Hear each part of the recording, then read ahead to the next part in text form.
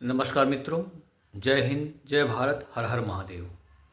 मित्रों, पिछली वीडियो में मैंने आपको अंत्य, आदि और मध्य इन नाड़ियों के बारे में बताया था, जो कि हमारी कुंडली में मौजूद होती है।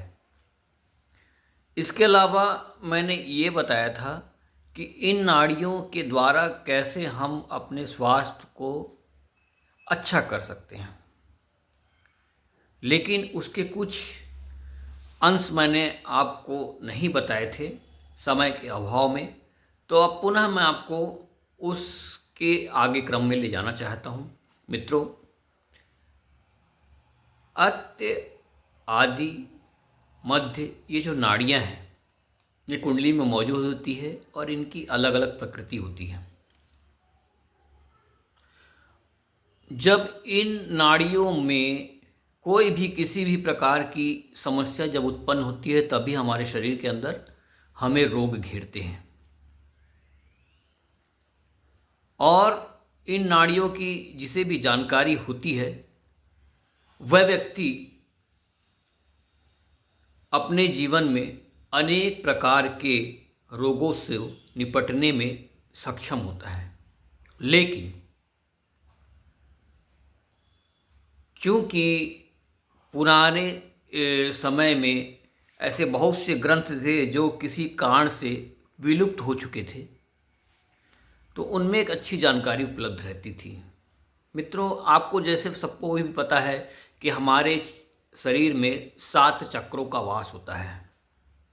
पहला चक्र होता है मूलाधार, दूसरा स्वाधिष्ठान, तीसरा मणिपुर, चौथा अनाहत, पांचवा विशुद्धि, छठवां आज्ञा चक्र और सातवां सहस्त्रार्थ।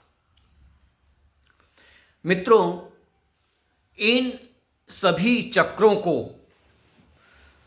से ही हमारा जीवन चलता है और इन्हीं चक्रों के बीच में हमारी अपनी शरीर की एक एनर्जी छुपी होती है और इन्हीं के चक्रों के बिगड़ने से हमारे शरीर में रोग उत्पन्न होते हैं। इन्हीं चक्रों के बिगड़ने से हमारे व्यक्तित्व में परिवर्तन आता है और इन्हीं चक्रों को कोई भी इनबैलेंस होने से हमें अनेक प्रकार के आर्थिक, मानसिक, शारीरिक कष्टों का सामना करना पड़ता है। अब मित्रों, आप लोगों को शारीरिक कष्ट तो समझ में आ रहा था, अब आर्थिक और मानसिक कष्ट कैसे? सोचने वाली बात है। देखिए मित्रों, आपकी एनर्जी जहाँ पे जाके अटक जाएगी, उससे संबंधित दुर्गुणों का शरीर में और मन में प्रवेश हो जाता है। और जब शरीर और मन में प्रवेश हो जाता है तो वो हमारे व्यक्तित्व में झलकने लगता है और उसी के आधार पे हम हमारी सफलता असफलता जुड़ती है। यदि आपका चक्र बिगड़ा हुआ है, उदाहरण के तौर पे अगर आपका स्वाधिष्ठान चक्र बिगड़ गया है, निश्चित रूप से आप आर्थिक रूप से कमजोर होने लगेंगे। क्यों? क्योंकि स्वाधिष्ठान का जो चक्र होता है वो जल तत्वी राशि में, जलीय उसमें आता है। ठीक है, कहीं ना कहीं उसका राहु से रिलेशन होता है और राहु भी पैसे का कारक है और जल और मतलब उसका ग्रह चंद्रमा वो भी पैसे का कारक है। तो स्वाधिष्ठान चक्र बिगड़ेगा तो आपको आर्थिक कष्टों का सामना करना पड़ेगा। आप देखते हो मित्रों कि कुंडली का द्वितीय भाव धन का भी भाव है और कुटुंब का भी भाव है। जब आपका धन का भाव बिगड़ गया तो कुटुंब का अपने आप बिगड़ना है।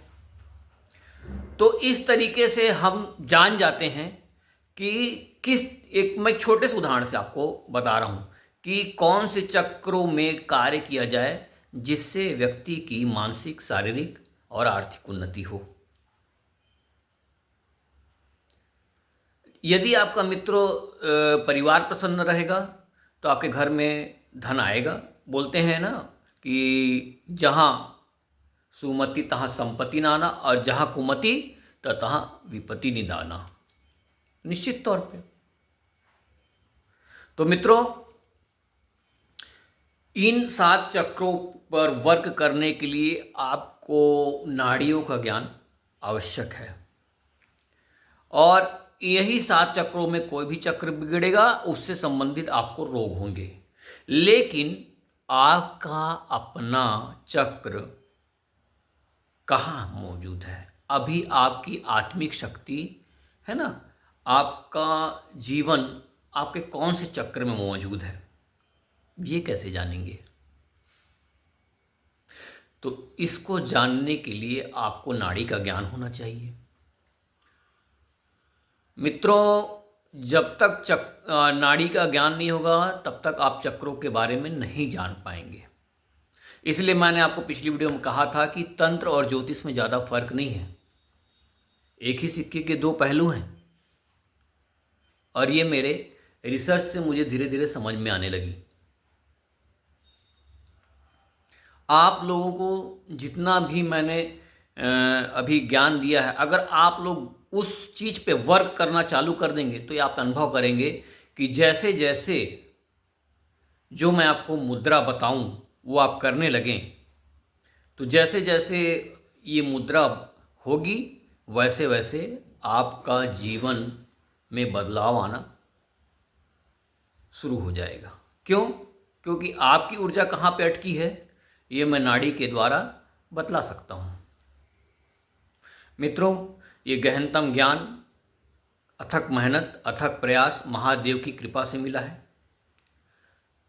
और ये ज्ञान आप लोगों में बांटना मेरा फर्ज है। लेकिन ज्ञान को बांटने के लिए कहीं ना कहीं उसका सही वक्त, सही समय ज़रूरी है। तो इसको आगे का अगर क्रम मैं आपको बनाऊंगा तो आपको सारे ज्ञानों के बारे में बताऊंगा। लेकिन मित्रों, इसके लिए आपको कुंडली देखकर ही मैं बता सकता हूं।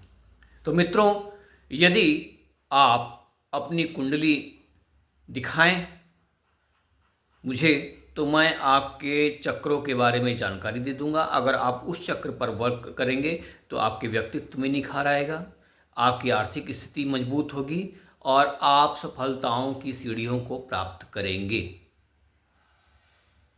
निश्चित तौर पे। इसलिए और एक सबसे बड़ी बात होती है कि एक अच्छे स्वास्थ्य की प्राप्ति है ना। जब तक हम इंसान को अच्छा स्वास्थ्य नहीं मिलेगा तब तक वह जीवन में कोई खास तरक्की प्राप्त नहीं कर सकता। तो अधिक से अधिक संख्या में आप नाड़ियों के माध्यम से अपने स्वास्थ्य को सुधार करें तथा अपने जीवन को एक नई दिशा प्रदान करें, ऐसी मैं कामना करता हूं।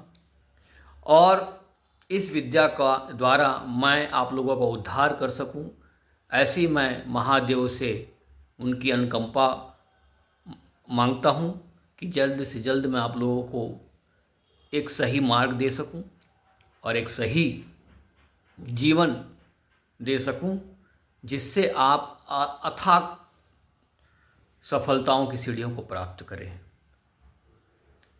लेकिन ये सारी जानकारी आपको आपके कुंडली के माध्यम से मिलेगी या मुझसे संपर्क करने पर मिलेगी।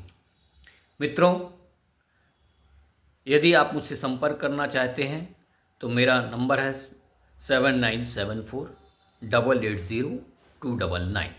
पुनः बताता हूँ 7974880299। आप इसमें संपर्क कर सकते हैं और अपने लिए कौन सी मुद्रा बेनिफिट होगी और उससे आपको जीवन में स्वास्थ्य कैसे प्राप्त होगा और कौन सा चक्र जागृत होगा, ये मैं आपको बता दूंगा। उसके लिए एक सही रूप से मैं आपको जानकारी दूंगा कि उसके लिए क्या करना होगा जब आप मेरे मोबाइल नंबर पे संपर्क करेंगे। तब तक के लिए मित्रों, जय हिंद, जय भारत, हर हर महादेव। नमस्कार।